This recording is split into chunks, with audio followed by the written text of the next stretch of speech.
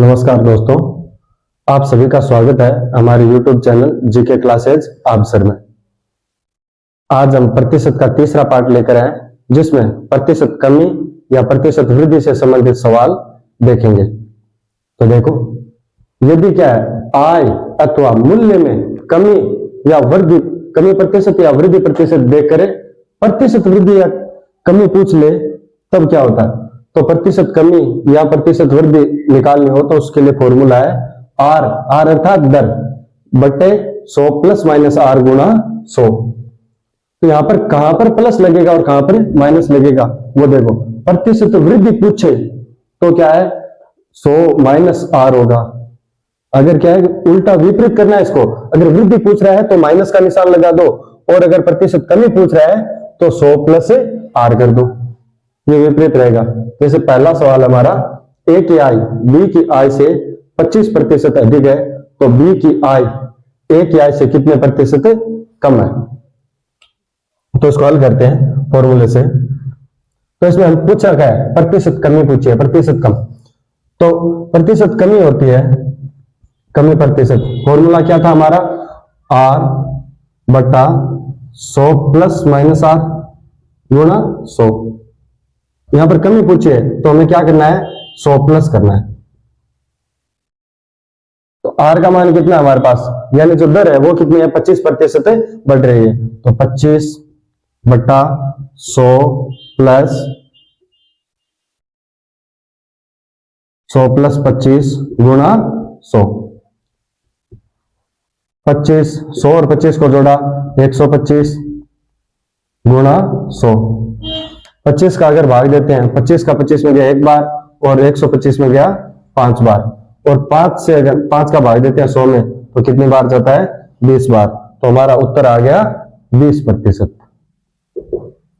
अर्थात बी की आय है वो ए की आय से कितने प्रतिशत कम है 20% कम है।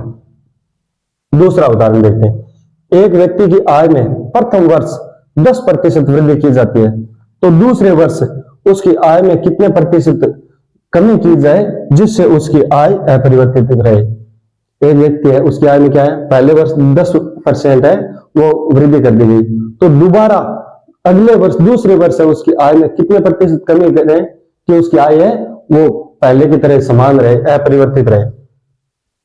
इसीलिए हमें क्या पूछा है कमी पूछी है तो प्रतिशत कमी, कमी प्रतिशत पूछा है। फॉर्मूला बार बार लिखने की जरूरत नहीं है, सीधा लगाओ फॉर्मूला आर बटे 100 प्लस आर 100 प्लस 10 गुणा 100।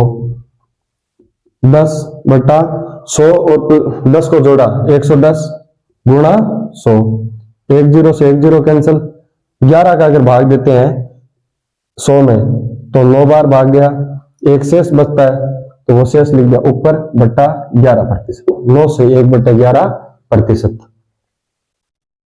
तीसरा सवाल है ए की आय बी की आय से 18% कम है तो बताओ कि बी की आय ए की आय से कितने प्रतिशत अधिक है। इसमें वृद्धि प्रतिशत पूछ लिया तो वृद्धि प्रतिशत है तो वृद्धि प्रतिशत का फॉर्मूला क्या है आर बटा 100।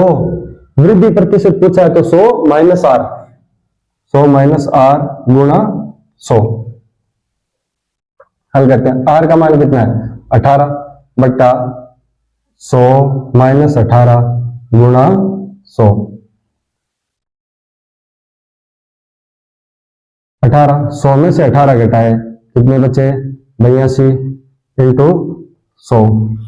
2 का भाग लिया 9 बार, 2 का भाग लिया 41 बार, 9 को और 100 को गुणा किया 900 बट्टे 41।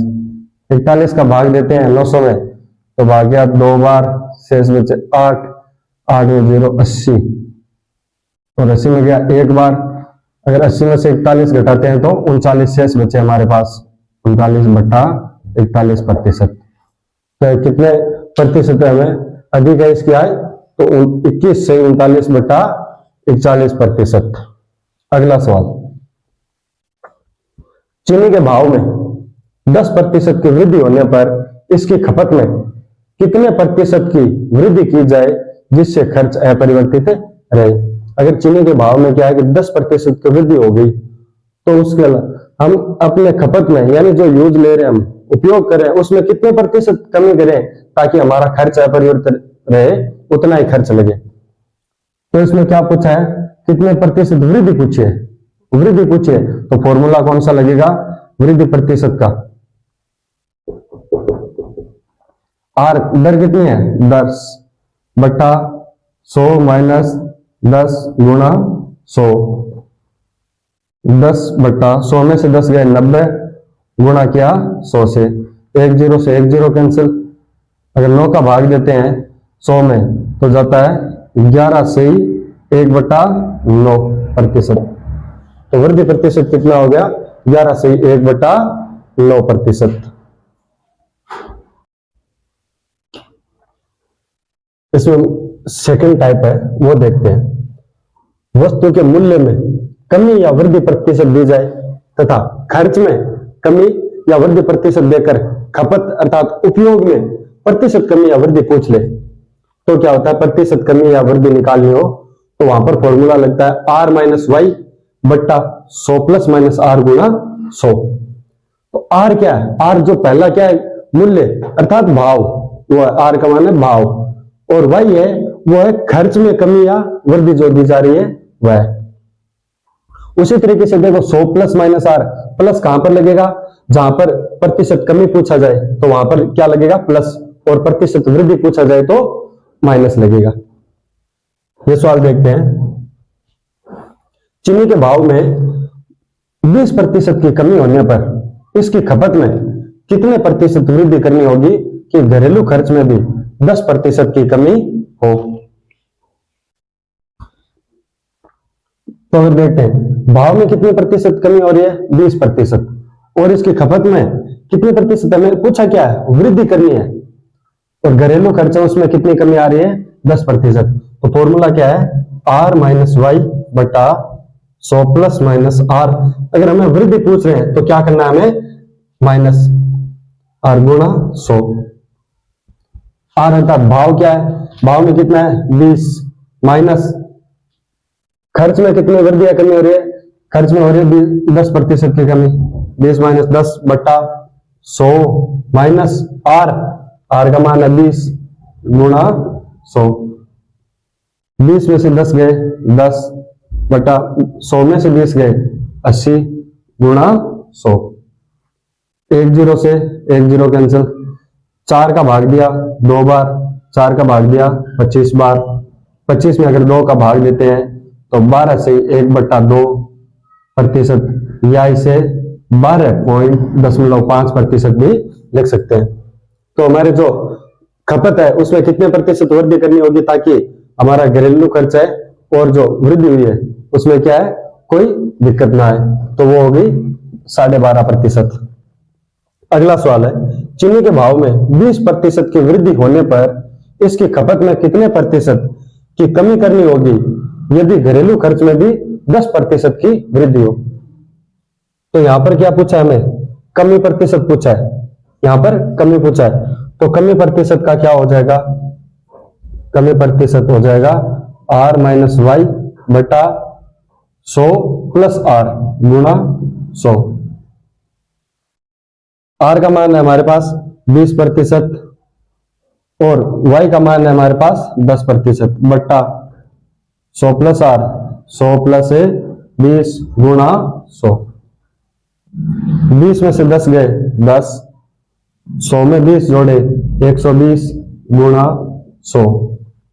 1 0 से 1 0 कैंसिल, 4 का भाग दिया 3 बार, 4 का यहां पर देते हैं 25 बार, और 25 में 3 का भाग देते हैं तो 8 बार गया, एक शेष बचता है बट्टे 3%, अर्थात 8 से 1/3% है वो हमें कमी करनी होगी। इसी प्रकार का तीसरा टाइप का सवाल है उसमें कुल वृद्धि या कुल कमी प्रतिशत पूछा जाता है। तो देखो क्या है, जब एक ही वस्तु या चीज में उत्तरोत्तर वृद्धि या कमी होती है तो कुल वृद्धि या कमी प्रतिशत याद करना। एक ही वस्तु है उस पर क्या एक बार कमी हो रही है एक बार वृद्धि हो रही है, या क्या है निरंतर उस पर वृद्धि हो रही है या निरंतर उसमें कमी हो रही है, तो वहां पर हमें कमी प्रतिशत या वृद्धि प्रतिशत निकालना है। तो उसमें क्या होगा आय या मूल्य।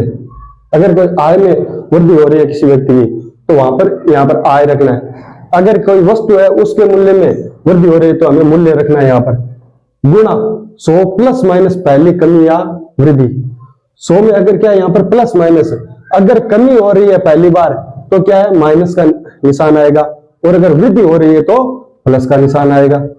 बट्टा 100 गुणा 100 प्लस माइनस दूसरी वृद्धि या कमी बटा 100। अगर दूसरी बार वृद्धि हो रही है तो प्लस करेंगे, या कमी हो रही है तो माइनस करेंगे। अगर निरंतर उस पर तीसरी बार भी कमी या वृद्धि होती है तो भी क्या उसमें आगे गुणा करके 100 प्लस माइनस तीसरी वृद्धि या कमी बटा 100। अगर चौथी बार भी हो रही है तो 100 प्लस माइनस चौथी वृद्धि या कमी बटा 100। इस तरह से करते रहेंगे। जैसे हमारा सवाल है, एक व्यक्ति की आय में 20% की वृद्धि होती है तथा बाद में 10% की कमी होती है। एक ही व्यक्ति है, उसकी क्या आय है, आय में पहले बार क्या हो रहा है 20% की वृद्धि हो रही है और दोबारा उसमें क्या हो रहा है 10% की कमी हो रही है। यानी एक ही वस्तु है या एक व्यक्ति है, उसकी आय है, तो उस पर ही क्या उत्तरोत्तर वृद्धि या कमी हो रही है, तो उसके आय में कुल कितने प्रतिशत की वृद्धि या कमी हुई। कमी या वृद्धि प्रतिशत निकालते हैं, इसमें कोई आय नहीं दी गई, हमें आय नहीं दी गई है तो हम क्या निकालेंगे 100 मानकर आय निकालेंगे। तो क्या है हमने माना उसकी आय, माना आय कितनी है उस व्यक्ति की 100 रुपए, तो 100 रुपए आय है तो 100 रुपए से निकाल लेते हैं। 100 गुणा 100 प्लस माइनस पहले वृद्धि या कमी, तो पहली बार क्या हो रही है, पहली बार वृद्धि हो रही है, तो क्या करेंगे 100 प्लस 20 बटा 100 गुणा दोबारा क्या हो रहा है दूसरी बार इसमें 10% की कमी हो रही है, तो क्या करेंगे 100 माइनस 10 बटा 100। 100 गुणा 100 में 20 जोड़ा 120 बट्टे 100 गुणा 100 में 10 घटा है 90 बटा 100। इनको आपस में काटते हैं तो 2 जीरो से 2 जीरो कैंसिल हो गए, 1 जीरो से 1 जीरो, 1 जीरो से 1 जीरो, आगे ऊपर बचता 12 गुणा 9, 12 गुणा 9 यानी 108। हमने क्या आय कितनी मानी थी 100 रुपए। अगर क्या है कि आज जो कमी प्रतिशत वृद्धि या कमी में दिखा रहे हैं उत्तर हमारा अगर 100 रुपए से ज्यादा आ रहा है, 100 मानकर चल रहे हैं तो 100 से ज्यादा आ रहा है तो क्या होगा हमें वृद्धि प्रतिशत होगा, और अगर कमी हो रही 100 से कम रह रहा है तो क्या होगा हमें कमी होगी। तो यहां पर 100 से ज्यादा है तो क्या हो रहा है वृद्धि, तो यहां पर क्या होगा हमें वृद्धि होगा। वृद्धि प्रतिशत कितना है, टोटल जितना है उसमें से 100 घटा लो, 108 माइनस 100 कितने प्रतिशत की वृद्धि होगी हमें 8%। क्या हो गया कुल वृद्धि है वो 8% रही। इसी तरीके का दूसरा सवाल है, एक व्यक्ति की आय में प्रथम वर्ष 20% की वृद्धि हुई तथा दूसरे वर्ष में 20% की कमी होती है, तो इसकी आय में कुल कितने प्रतिशत वृद्धि या कमी हुई। आय नहीं दी गई है तो आय क्या मानी हमने, माना आय 100 रुपए, आय क्या उसकी 100 रुपए, लगाओ फॉर्मूला 100 रुपए आय मानी है तो 100 गुणा पहले वर्ष कितनी वृद्धि हुई 20%, तो 100 प्लस 20 बट्टा 100 गुणा दूसरे वर्ष क्या हो रहा है कमी हो रही है कितनी 20%, तो 100 माइनस 20 बटा 100। 100 गुणा 100 में 20 जोड़ा 120 बटा 100 गुणा 100 में से 20 घटाए 80 बटा 100। हल करते हैं इनको तो 100 से 100 कैंसिल हो गया, 1 जीरो से 1 जीरो, 1 जीरो से 1 जीरो, 12 और 8 बचते हैं ऊपर, 12 को 8 से गुणा किया कितना आता है 96। तो अब ये देखो यहां पर क्या है 100 से कम है, 100 से कम है तो यहां पर क्या हुआ हमें कमी हुई है, तो कमी प्रतिशत कितना रहा, कमी प्रतिशत कितनी हुई 100 में से अगर 100 से कम है तो 100 में से घटाओ, अगर 100 से ज्यादा होता है तो जो संख्या है उसमें से घटा लेते हैं, तो 100 से कम है तो 100 माइनस 96 यानी 4% की हमें क्या रही कमी रही, इसमें 4% की क्या हुई कमी। इसी सवाल में आपको एक चीज और बता देता हूं, नोट लगाकर लिख लेना इस सवाल को कि अगर कोई वस्तु है उसमें उत्तरोत्तर क्या हो रहा है, एक बार वृद्धि हो रही है समान, तो क्या समान वृद्धि और समान कमी होती है। आय में नोट लगाकर लिख लेना, ये आय में उत्तरोत्तर वृद्धि प्रतिशत है व कमी प्रतिशत समान है, तो उसमें हमेशा क्या होगी, कमी होगी। तो उसमें हमेशा क्या होगी, कमी होगी। और इसको हल करने के लिए क्या है कि जो कमी प्रतिशत है, वो कमी प्रतिशत का सीधा फॉर्मूला है, छोटा सा फॉर्मूला है, कहीं भी आ जाता है ऐसा सवाल। तो इसमें कमी होगी तो कमी प्रतिशत क्या होता है, कमी प्रतिशत बराबर है x का स्क्वायर बटा 100। कमी प्रतिशत क्या रहेगी, x का स्क्वायर बटा 100। यानी जो हमारी वृद्धि है वो भी समान है, यहाँ पर जो वृद्धि हो रही है वो, और कमी है वो भी समान हो रही है, अर्थात x प्रतिशत वृद्धि हो रही है और x प्रतिशत कमी हो रही है। तो x का मान कितना रहा हमारे यहाँ पर, 20%, 20 रहा, तो 20 का स्क्वायर बटा 100, तो 20 का स्क्वायर आ गया 400 बटा 100, 2 जीरो से 2 जीरो कैंसिल हो जाएंगे, बचता क्या है 4% क्या रही, कमी। अगर इस तरीके का सवाल आ जाए तो वहां पर क्या है, हमें सीधा पता चलना चाहिए, तुरंत पता हो जाएगा कि अगर समान वृद्धि और समान कमी हो रही है एक ही वस्तु पर, तो वहां पर हमेशा क्या होगी, हानि होगी, अर्थात कमी होगी वहां पर। और कमी हो रही है तो उस कमी को निकालने का फॉर्मूला x स्क्वायर बटा 100, अर्थात तो x का मान यहां पर हमारे 20 था, तो 20 का स्क्वायर क्या भाग दिया 100 का, 400 में 100 का भाग दिया 4 है। हमारे YouTube चैनल से जुड़े रहने के लिए आपका बहुत बहुत धन्यवाद। आप हमारे चैनल को ज्यादा से ज्यादा लाइक, शेयर और सब्सक्राइब करें ताकि आने वाले वीडियो का आपको नोटिफिकेशन मिलता रहे। धन्यवाद। जय हिंद। गुरु कृपा क्लासेस आप सर के YouTube चैनल जी के क्लासेस आप सर को ज्यादा से ज्यादा शेयर करें और सब्सक्राइब करें ताकि आपको आने वाले वीडियोस की जानकारी मिल सके। चैनल से जुड़े रहने के लिए आपका बहुत बहुत धन्यवाद।